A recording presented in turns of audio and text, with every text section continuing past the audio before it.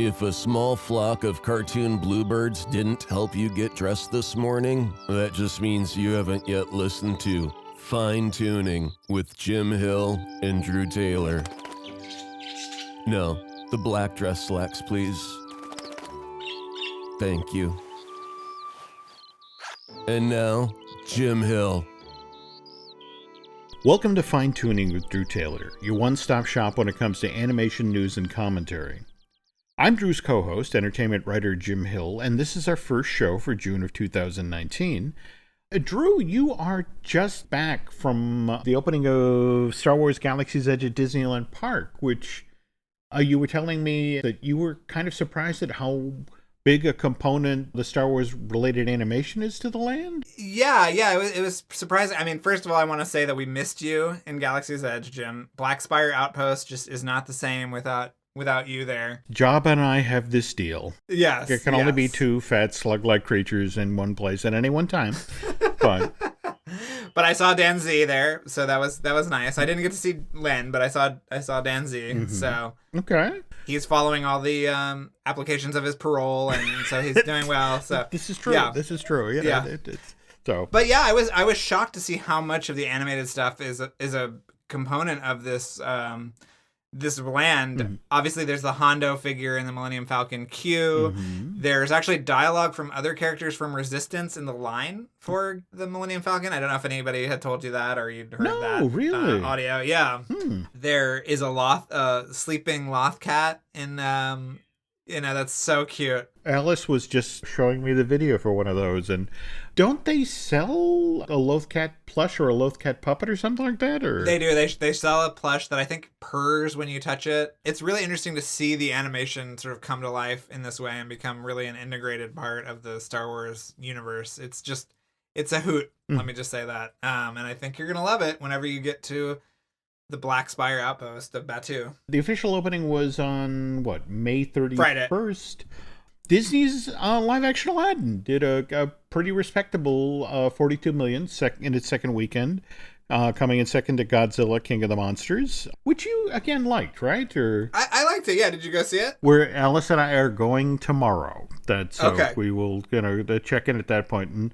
But did you see Aladdin? Not yet. Speaking of Aladdin, though, on the second half of today's show, Drew and I are going to be talking about Speechless, which is that song that Alan Menken, Benji Paskin, Justin Paul wrote for Jasmine and for the Guy Ritchie live-action version, which is a very powerful number, especially in this era of Me Too. But what's kind of interesting is this was the fourth try by Menken to come up with a Disney princess song. And I know that, from that interview we ran in last week's show, it's taken 30 years of trying to get the right song. And he finally did it. Okay, what else we got for news? We got Toy Story 4, box office projections. We're, 3 weeks out now from the Josh Cooley movie opening. And according to the folks at Fandango and Adam Tickets, Advance sales for Toy Story 4 already outpacing Finding Dory and last year's Incredibles 2. I guess the folks at Disney are saying the early tracking suggests somewhere landing between 100 million and 150 million, which seems a little vague to me, Drew. It's a wide spread there, yeah. Could be, the target we're going for could be Europe, could be Asia. I don't want to zero in at this point. I have to wonder, though, given that the early tracking for Aladdin suggested, 65 to 85 for its first weekend domestic release, and then it came in at 113 million. Do you think that Disney has begun deliberately lowballing? I mean, they could. I don't think. I don't know. It's interesting that they're saying that it's going to outpace Incredibles 2. Mm-hmm. That just seemed like such a phenomenon. Well, yeah, and that did $182 million in tickets sold for its opening weekend. When I hear 100, especially now on the heels of 65 to 85, and then to have Aladdin sell 113 million worth of tickets during its opening weekend, I can't help but think that maybe the tracking that Disney currently has in hand suggests that maybe Toy Story 4 isn't going to top Incredibles 2. Maybe it's going to do in the mid, 170s.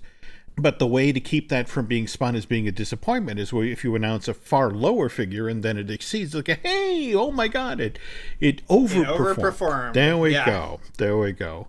So I guess we'll know in a couple of weeks, but...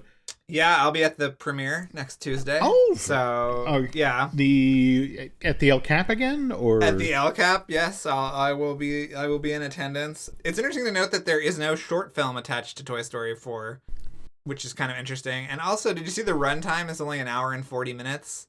As opposed to the 2 hours-ish of... I think Incredibles 2 might have even been over 2 hours. But anyway. Wow. So kind of some interesting things to think about going into Toy Story 4. But okay. You got to wonder if some of this is their way of apologizing to exhibitors for the 3-hour and 2-minute run for Endgame. Right.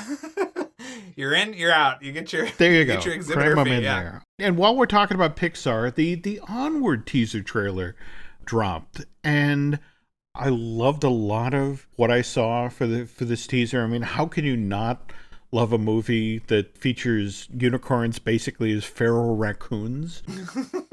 But if I have one tiny little quibble, the characters that Tom Holland and Chris Pratt are voicing for this Dan Scanlon movie, did they have to look so much like Tom Holland and Chris Pratt? I mean, but at the same time, there was a lot to like. I mean, it looks fun. Yeah, the world looks amazing. I mean, I love that opening shot of all the magical creatures and then a plane just flying through. Mm-hmm. It's so funny, and it looks beautiful, I think. I can't wait to see more of it. I love the tag gag of cometh soon. Right. That generally looks like a lot of fun, though. Conversely, though, I don't know if you saw the Sonic trailer that had been redone by Arto Barnoff. He went back into the trailer that Paramount had created for that Jeff Fowler movie and reanimated just the scenes with Sonic, so it looked more like the cartoon. Right. You know, in a weird sort of way, it actually made me feel that much more sympathetic for Jeff Fowler, because there were a couple of scenes in it where it really looked great. I mean, the cartoon Sonic really looked great in the way the shots were composed, and then there were other ones where it's like, yay. I think the poor guys who are now trying to get this thing out the door and fixed by February, man, they got a job on their hands there. Yeah, it's a bad situation any way you slice it. Mm-hmm. I think I talked about how I had spoken with one of the effects guys from Pikachu, and they said it was probably a matter of time, and they just didn't have enough time, and now they're getting slightly more time, but it might not be enough time. I don't know. The whole thing is just a bad scene. Yeah, I don't know what the answer is, but I don't envy anybody involved in that movie. And speaking of characters that don't quite look right, Mickey's PhilharMagic has begun being shown at Disney's California Adventure. Yes. This is supposed to induce people who can't get into Black Spire Outpost that, well, don't worry about it. You can go over to DCA and you can see Mickey's PhilharMagic, or you can see the original version of Soaring. There's fun stuff to be had over there. Don't concentrate on that you can't get into the Star Wars land. Right. Now, you were saying that for California, they're projecting it digitally, right? They're projecting it digitally, but it is cropped. It's not the same size screen as in Florida. Yeah, so it's actually the image is a little bit cropped, which kind of is bad, but yeah, they're introducing the digital version in Florida soon, but is this just kind of like slapping lipstick on a pig? That animation was never really good. But here's the thing that makes me crazy, Drew. Okay, so this movie debuts at a Disney theme park in 2003. By 2006, there was Mickey Mouse Clubhouse. I know it's television animation, but at least they figured out how to do Mickey, how to do the ears. So we are now 15, 16 years past the initial debut of this thing, and so the fix is still that Mickey is out of focus, so you don't concentrate on how bad the ears look. And out of focus in digital, sharply out of focus. Ugh. Right. For years now, I've been hearing that they were talking about swapping in new scenes, whether songs from Tangled, songs from Frozen. Can't they fix Mickey while they're at it? It just seems weird. I don't know why they're bringing this old thing back too. I mean, I would rather see Muppets back there, but That's just me. We'll save that for our Muppet podcast, Feel and Felt. That'll be our It's interesting you bring up the Muppets. Have you seen where Fathom is bringing the original Muppet movie out in theaters? Yeah, I'm gonna go. I actually got to see a very, very, very early cut of the movie back when I was managing a movie theater in Acton, Massachusetts. You used to be able to go into Boston to the Film Exchange. They gave you like 3 or 4 months out the chance to take a look at a movie and then decide if your movie theater was going to bid on whether or not you could get the Muppets. And there was this scene they actually cut out of the movie. You remember midway through where they run into Dr. Teeth and the Electric Mayhem? Of course. Okay. Well, this moment where they start to explain to Dr. Teeth and about what's going on for the first half hour of the movie, and Fozzie goes, wait, it will be so much easier. And he hands him the script of the movie. And the Dr. Teeth and Dr. Mayhem stand around the screenplay, and they do like this 30-second montage of, okay, so you fork in the road, and, the Doc Hopper, and it's like, okay, we're up to speed. And then they go, I guess it was one of those jokes where it played really well in the screening room in Boston, but from what I heard, that when they put it out in theaters, it kind of took people out of the movie. I love that. There's a part of me that really, really wants to go see that again, but at the same time, I wonder, is it going to hold up? Yeah, I wonder that too, but it'll just be fun. I mean, I went and did the Fathom event this past Christmas where they showed a Christmas episode of Fraggle Rock and Emmett Otter's Jug Band Christmas on the big screen, which was really cool because that's one of my favorites. So I'm excited. A quick side note here, but it does, given that all the time you spent living in Connecticut, did you ever get to the Goodspeed Theater when they were doing the stage version of Emmett Otter? I remember when they did it, but I never saw it. Did you see it? Yeah. In fact, I got to interview Paul Williams while they brought him in to do some new songs for the score. And oh, God, I love Paul Williams. Yeah, no, he's an amazing guy. Did you ever see that documentary, by the way, that Paul Williams is still alive? Yes, I got to interview him for that. And I was wearing my Brian De Palma t-shirt and had him sign my... It was not out on DVD in America yet, but I had a French Blu-ray of Phantom of the Paradise that I made him sign. He was delighted. Oh, that is so... No, he is such a great interview and such a sweet guy. Back to news run off here. Did you see this announcement of the Mark Webb directed live-action Snow White? Yeah, I don't know what to make of that. He is not a great director. I'm just going to put it out there. I mean, the Spider-Man movies were terrible. 500 Days of Summer is fine, but he's never done anything that... I mean, I cannot believe that this is the guy they're trusting with the crown jewel of Disney animation. It doesn't make a lot of sense to me, especially because there were so many other interesting versions that they had developed along the way. Well, no, it's interesting you bring that up, because remember, there was, Snowstar? That was the one. In fact, I remember Ron Miller talking about this. This was going to be the follow-up to originally to Black Hole. It was going to be basically Snow White and the Seven Droids.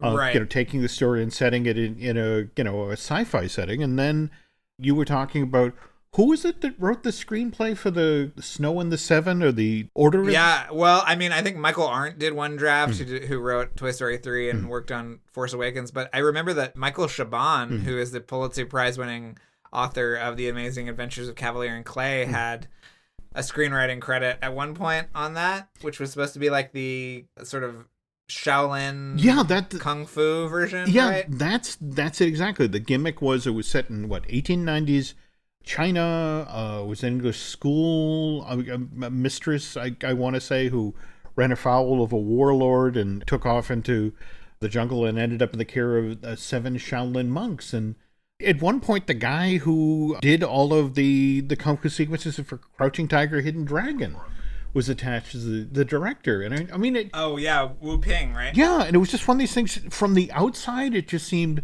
so intriguing. And I guess for me...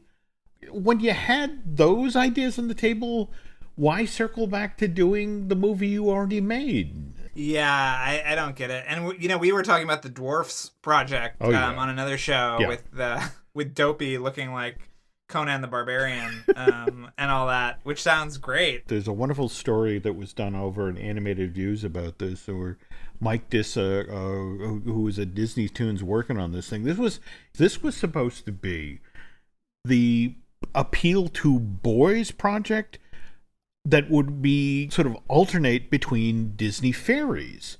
That they're talking 2005 when this was in the works, so I'm thinking it had to predate the Disney Plane series, but they had initially sussed this thing out as a trilogy. There were so many great ideas, but what made Mike decide I'm not going forward with this project is evidently he had this meeting with a Disney executive who decided that there had to be a reason that Dopey lost his voice. The original 1937 Walt Disney explanation that he can talk, he just doesn't want to. But no, in the classic, now the cliche Disney version, evidently what made Dopey mute is that he saw his mother killed in front of him. Oh, jeez. So there was a trauma, and so that's why he can't talk. Wow. Yeah.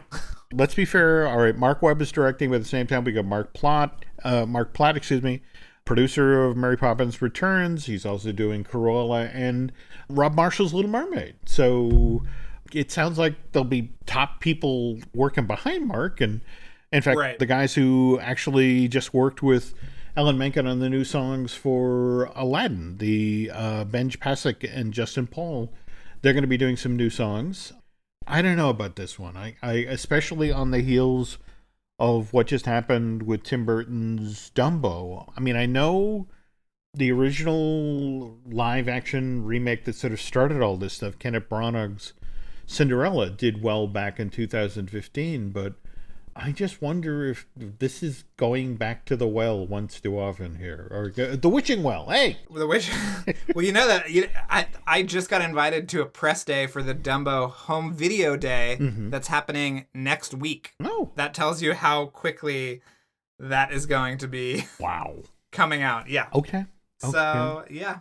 All right, while we're talking about animated features and that sort of thing, press release came out while we were away announcing that Tom McGrath, who's done a lot of work for DreamWorks Animation, in fact, this was trumpeting the fact that with him agreeing to direct Boss Baby 2, this is now his 6th film for DreamWorks Animation, which made me think, well, who else has directed 6 movies? And it turns out one of the only people who's done this was Wooly Reitherman. Well, sort of. That's with caveats. That's an important thing to point out, because if you go back to Tom McGrath's career feature at DreamWorks, yes, he's directed 6 films, but he's only solo directed 3, Megamind, Boss Baby, and again, this Boss Baby 2, whereas the 3 Madagascar movies, 2 of those he co-directed with Eric Darnell, and then the Madagascar 3, Europe Most Wanted, he actually co-directed with Eric Darnell and Conrad Vernon. Now, and you're right about Wooly. Wooly was listed as the solo director of 101 Dalmatians, Sword in the Stone, Jungle Book, Aristocats, and Robin Hood. By the time The Rescuers rolled around, he had co-directors. He worked with John Lansbury, and Art Stevens. And then he was the director of record, at least initially, on Fox and the Hound, and then got taken off of that. Yeah, he was kind of pushed off, from what I understand, for being too old-fashioned, but not that movie ended up being a cutting-edge tour de force or anything. Yeah, this is true. And then on the Pixar side of the fence, John Lasseter actually is listed as the solo director on 5 films for that studio. The original Toy Story, Bug's Life, Toy Story 2, then Cars and Cars 2, and different universe. He would have been probably listed as the co-director on Toy Story 3. But all those hugs just got in the way. Jim. Oh, you're making friends left and right here. Okay, oddly enough, the most prolific directors in the modern era of animation, but it's a directing team, have to be Ron Clements and John Musker. From their first, The Great Mouse Detective in 1985, they wound up directing 7 films for Disney. But the last one, of course, Don Hall and Chris Williams are listed as co-directors. Given what a collaborative process is, and I think, you mentioned this as we get started here, that nobody does one of these films alone. What animation directing really is being the one who sits there in the room when you're picking the boards and say, all right, that one, not that one, not that one. I wish Tom well, because right now he's the only director of Boss Baby 2. Who knows when that movie finally comes out in 2021, whether he's still going to be a solo credit on that. Right. Listen, I know you're chomping at the bit for Boss Baby 2, so I hope, The other night, I caught like the last 20 minutes of it. Never seen the film all the way through, and it really had some fun design. How is it as a movie? It's okay. The premise is pretty threadbare, which is shocking. I think there's already a TV show, and the fact they're making another movie, but it made a lot of money, so God bless them. Well, speaking of TV shows, sadly, this month we're going to see, if the rumors are true, the sixth and final season of The Amazing Adventures of Gumball. The last episode is supposed to air on June 24th. It's again, it's one of those shows that there's 2 11-minute long segments. So the BFFs and the Inquisitions, and 240 episodes of this thing since it began airing. One of the most underrated shows, I think, in animation. I totally agree. I love the mix of elements, the clever writing, the overall look, and I'm almost embarrassed to admit how much I empathize with Richard, the father. The rabbit? Yeah, I feel like he's my spirit animal. It's just... So it does make me sad. Though, now you were mentioning the series finale for Star and the Force versus the Force of Evil. Yeah, it was really touching. It was well done. I think that the show got a little lost in the latter seasons just with how much fantasy stuff was a part of it. It got very complicated. But I thought this had a nice, sweet, kind of emotional ending, and I think you should watch it on DVR or whatever. Yeah, definitely. When we wrap up here, I'll go chase that down. And while we're talking about television news, we have one Cartoon Network show ending. We have another one. We Bare Bears they're getting a TV movie. They're getting a spin-off. Can't wait. Wait, what is this? What is the spin-off about? Well, evidently it's Grizz, Panda, and Ice Bear as little kids. They've done a couple of episodes that show them as younger characters. Those are even cuter than the main episodes, so I can only imagine. Well, while we're talking about children of a different nature, Aaron McGruder's Boondocks, which was a comic strip that I loved, and then became a really biting, incredibly funny, but polarizing animated series on Adult Swim. And God, talk about a protracted production schedule. That thing debuted in November of 2005, and by the time it wrapped its 4th season, it was 2014.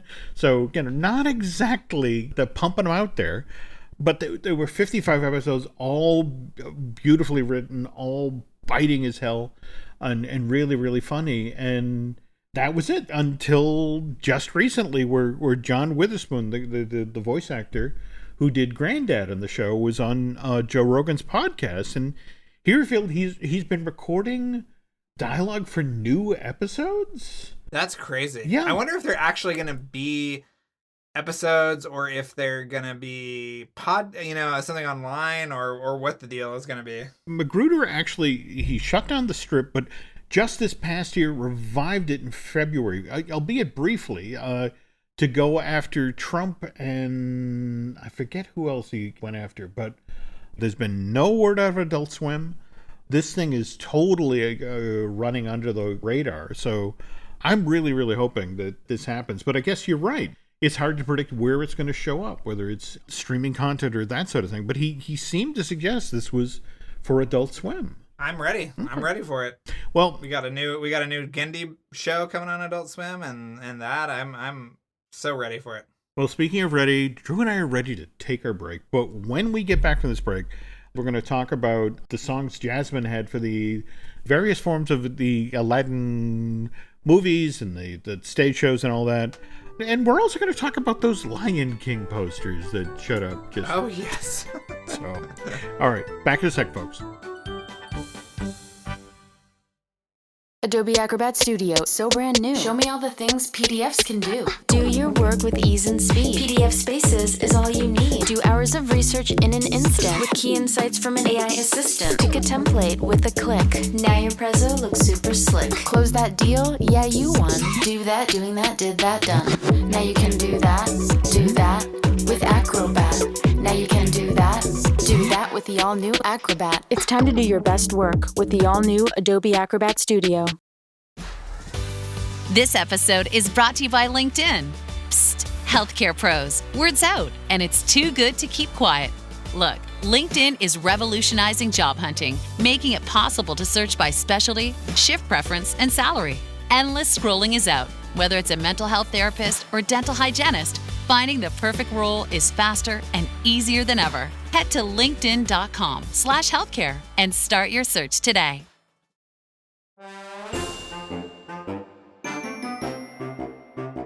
Try to be positive here, Drew, because just before you and I started recording today, we had that new teaser trailer drop for Jon Favreau's The Lion King.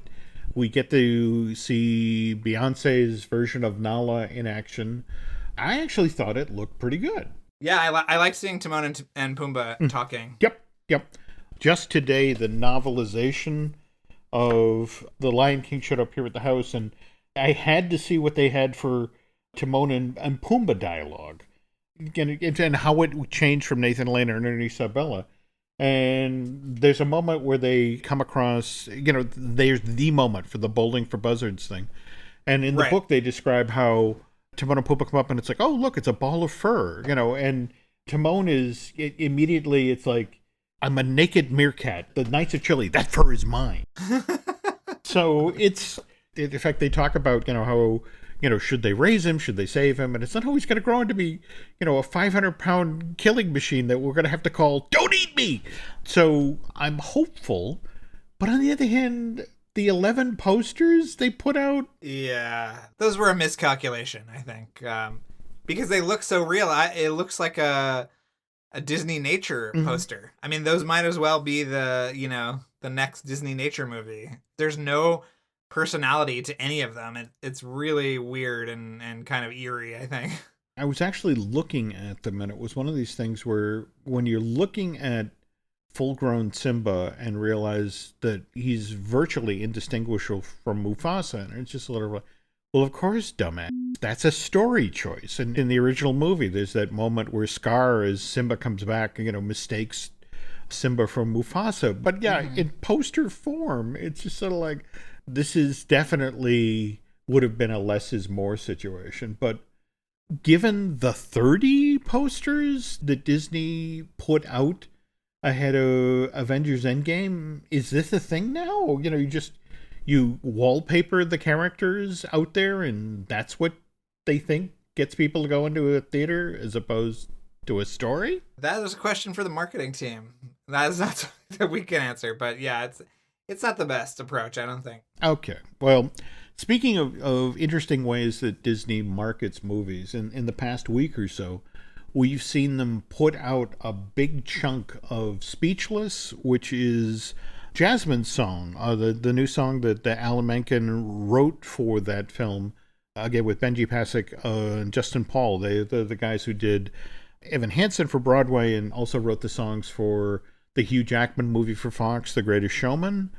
Naomi Scott does a wonderful job with this. It's a good, strong power ballad, and it's at a moment in the Aladdin story where there's never been a song before. I mean, it's like the third act. Well, there's a little bit of a thing at the beginning, and then they bring it back more towards the third act. Yeah, you would know this, Jim, if you actually went and saw the movie. I know. So I just want to. I'm a bad person. We've established that. That's what's true. Interesting for me about this song is that it's clearly of the time we're in. I mean, that if you think about where we are, our national conversation is, Me Too and that sort of thing. This is the song that works for this time, for this story. But if you go all the way back to 1987, when Howard Ashman is putting together the very first 40-page treatment, he's there at Disney writing music with Alan Menken for The Little Mermaid. That whole notion of the Ike and Tina Turner thing that he wanted to do at Disney, just That fascinated me. So I went out digging online, and I found the actual 40-page treatment. Somebody had found it, scanned it, put it up online, and oh my God, Drew, it's a funhouse mirror take on Aladdin. I mean, there's so much stuff that's in the film from 1992, but at the same time, there's so much that's a radical departure. How Howard Ashman originally envisioned Jasmine. In that version, she's not a role model by any stretch of the imagination, Drew. He actually describes her in the sort of the character breakdown as this purely comic creation. She's the ultimate in pampered, spoiled brattiness, and the actresses he was sort of putting out there is kind of a suggestion of what they were tone-wise. You think Madeline Kahn or Bernadette Peters in a really bad mood. Right. But again, this was the version of Aladdin that was supposed to be like one of those road pictures that Bing Crosby and Bob Hope did for Paramount back in 1940. And it's very different film, very different setting. I mean, for example, not in Agrabah. But as Howard described it, it's set in old Baghdad. Well, not old Baghdad. This is a zany, fanciful Baghdad of the imagination, somewhere between the fairy tale city of the classic The Arabian Nights illustrations and Pinocchio's Pleasure Island, a place that's alternately alluring and threatening, a place familiar from a lot of old movies and not just Arabian Night movies either. There's a hint of Humphrey Bogart's Casablanca and Marlene Dietrich's Morocco in this atmosphere, timeless but with a whiff of exotic 1930s and decor, music, and mood. Very, very, very different from the movie that we know today, with lots and lots of show business references. The original version of Aladdin, as he saw the character, wasn't the Tom Cruise lookalike, the kid who was up on the rooftop with a boo looking at the castle and, someday things are going to change and we'll be rich and live in a palace and wish that people could see there's so much more to me, that sort of thing. And no, Howard went a different way. This was Matthew Broderick and Ferris Bueller. Uh-huh. This version of the character, only 15 years old, charming but irresponsible. All that this version of Aladdin wanted to do was play in the village square, and I mean play as in play music, with his friends Babcock, Omar, and Kazim. This is a movie that doesn't have one genie, it has two. The Genie of the Lamp and the Genie of the Ring, and the Genie of the Ring is actually in the Aladdin we know from 1992. The physical look of the character is the peddler. The character that Robin Williams does at the beginning, where he's Mesopotamian Tupperware guy. That's the second genie for the film, the Genie of the Ring. Whereas, again, Jasmine, in this version, she was a spoiled brat, one that bragged how she had daddy, the Sultan wrapped around her finger. And Ashman and Menken wrote an introductory song for this version of Jasmine as part of the movie, and it was called Call Me a Princess. And it's a deliberately comic number that gets across what a bad fit this version of Jasmine would have been for Aladdin. The song has lyrics like, call me a princess, I don't care, call me obsessed with nails and hair, only concerned with what to wear, shallow and blasé. And how about this, Drew, for a line that would never... I mean, remember how they cut out, what was it? Well, they cut out your ear if they don't like your face? Yes. That line from the film between when the movie was in theaters and when the VHS initially came out. How do you think this line would play today? Soon I'll get married, what could be sweeter, to some Salim or Abdullah? Whoever he is, the two things he'll need are earplugs and plenty of moolah. So, yeah. Wow. Yeah, that's what every little girl on the planet wants to hear. Yeah. But here's the thing. The reason that Howard and Alan wrote this song that way is that in this version of the Aladdin story, Jasmine and Aladdin weren't supposed to get together. It was actually the girl literally the girl who lived next door to Aladdin and his mom. Her name was Abby. In this treatment, Ashman describes Abby as, a tomboy, a cute, tough little street urchin, completely at home, hanging out with the guys. And again, the guys are Babcock, Omar, Kazim, and Aladdin, and secretly suffering from a mad crush on Aladdin. And Howard also notes in the script that his model for this character, how she would be portrayed and voiced and that sort of thing, was Judy Garland. Okay. But again, the Judy Garland that was in all of the Andy Hardy movies that mooned over Mickey Rooney, while Mickey Rooney only had eyes for Lana Turner. And all right. Anyway, jump ahead to 91. They are, 90% concentrating on Beauty and the Beast, getting that out the door. But at the same time, they are working on Aladdin, because that's going to be the film that follows Beast. And Katzenberg is just not happy with the way Aladdin is shaping up. It's got too many characters. It's more snarky than sincere. And the other thing you have to remember is Disney, right after Mermaid came out, got letters from a lot of parents. They were upset that Ariel, at the first sign of this handsome young man, that this Prince Eric, throws over her dad, King Triton, as well as her 6 sisters, Atina, Alana, Adela, Arista, Adriana, and Dopey. I forget what the other one's called. So that's what's kind of interesting, is that if you understand that, they were getting those letters, so they tried to course correct with Beauty and the Beast. So think about what Belle does in Beauty and the Beast, that, she comes to the Beast Castle, she finds her dad in the dungeon, and she immediately offers to swap places with him, because, this is a character who values her family above all others. And Disney thought, okay, we've addressed that issue. That's going to be fine. So like, no, now they get letters about Belle. Because it's like, oh my God, what sort of lesson are you teaching girls? That here's a girl who, she's bright, she's read, she has, she wants to have adventure in the great wide somewhere. And without a second's thought, she agrees to be a slave forever to this beast. And it's like, oh, crap. All right. And so that's why now they course correct from Beauty and the Beast. That's why when you get to the animated Aladdin and you have Jasmine as this fierce character who, well, do you remember the scene just at the end of Prince Ali where the Sultan and Jafar and Prince Abubu are, sort of like, oh, I'll charm her, I'll win her over. And Jasmine sort of comes into the room and like, how dare you? All of you standing here deciding my future? I'm in a prize to be won. And so we're kind of in the, the 3 little bears mode. This one's too hot, this one's too cold. And hopefully this take on a female character is just right. So obviously with this version of Jasmine, Call Me a Princess is just not going to work. But it's so late in the game, they don't really have an opportunity now to do a song for Jasmine. And what ends up happening is that, she basically gets half a song with A Whole New World. And Linda Larkin does the talking voice of the character and Leah Salong does the singing voice. Okay, jump ahead 2002.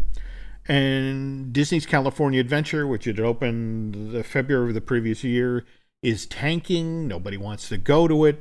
So it was an effort to get Southern Californians to come out to the park. They announced they're going to do a brand new show in the Hyperion Theater. They were literally throwing things against the wall to see what would stick to try to get people to come into that theme park. So what they decided, they're going to do a 40-minute version of Aladdin.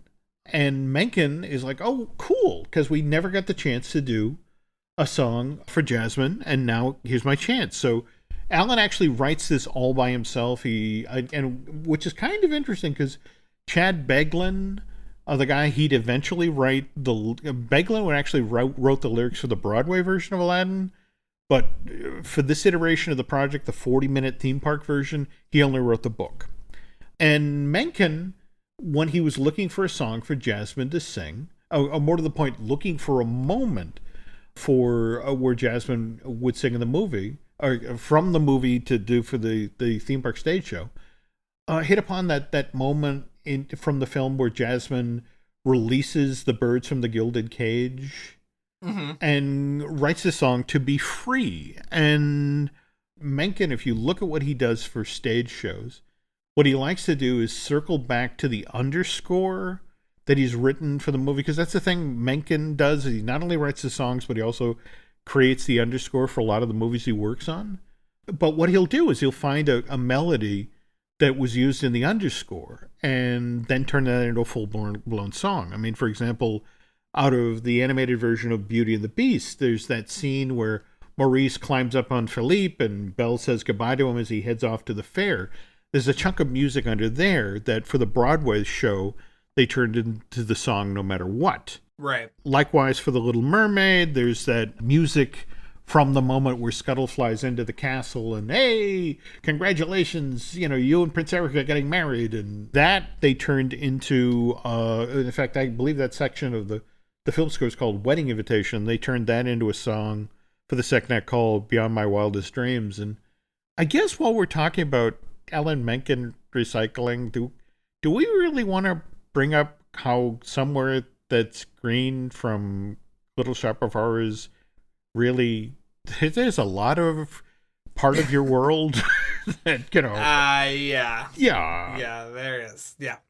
All right, moving on. Anyway, to Be Free, the interesting thing is the music for that. You've heard the music from that if you've seen the animated Aladdin. Remember the scene where it's Aladdin and Genie at the Oasis, and at one point the Genie actually gets Pinocchio's face? Yes. That's where he pulled the music.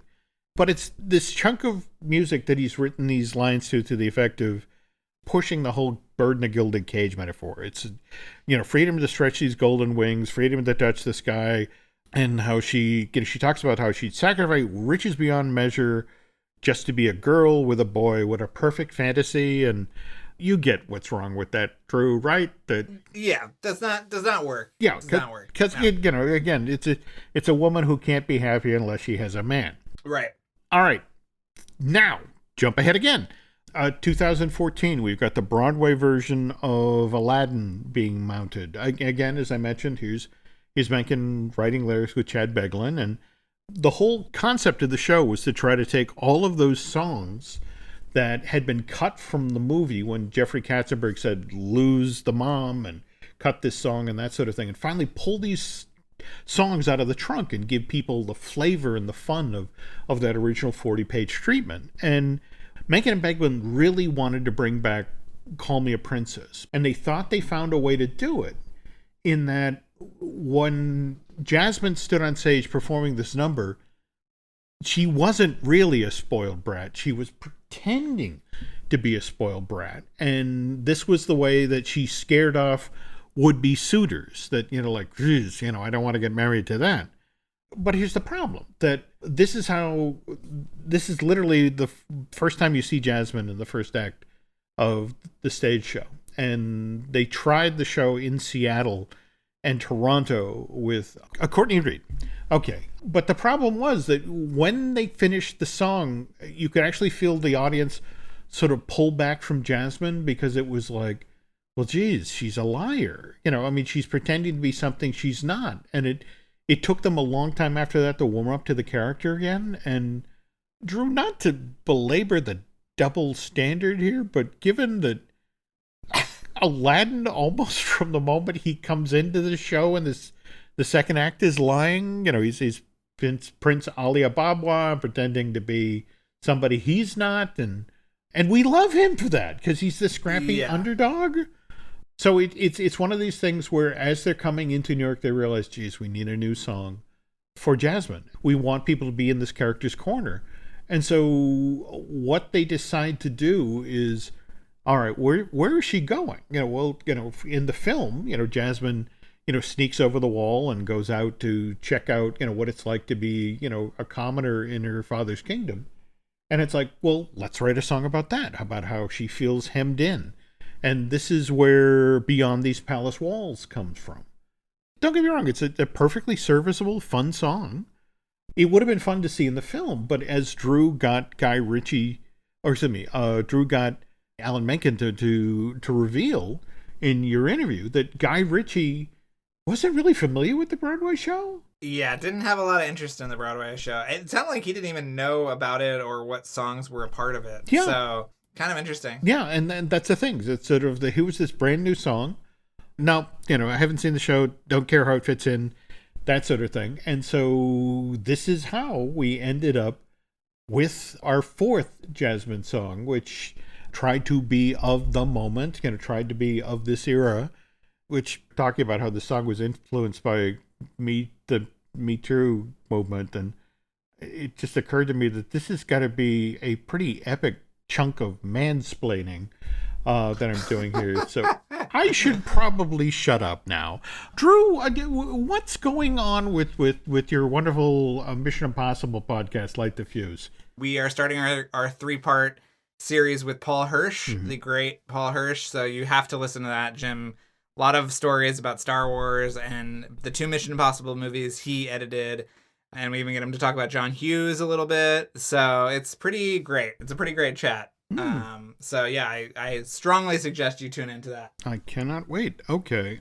Meanwhile, my side of the fence, well, we got the, well, you already mentioned Len Testa. So Disney Dish with Len Testa. In fact, I would imagine the next time we chat, we're going to be doing quite a bit of talking about Galaxy's Edge.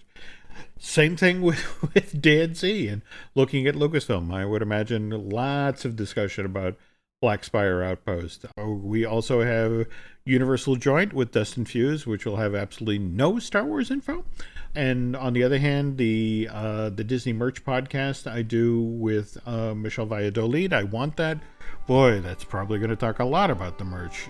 And then, of course, we have Marvelous Disney. If you could head over to iTunes and rate and recommend not only this show, but the Light the Fuse.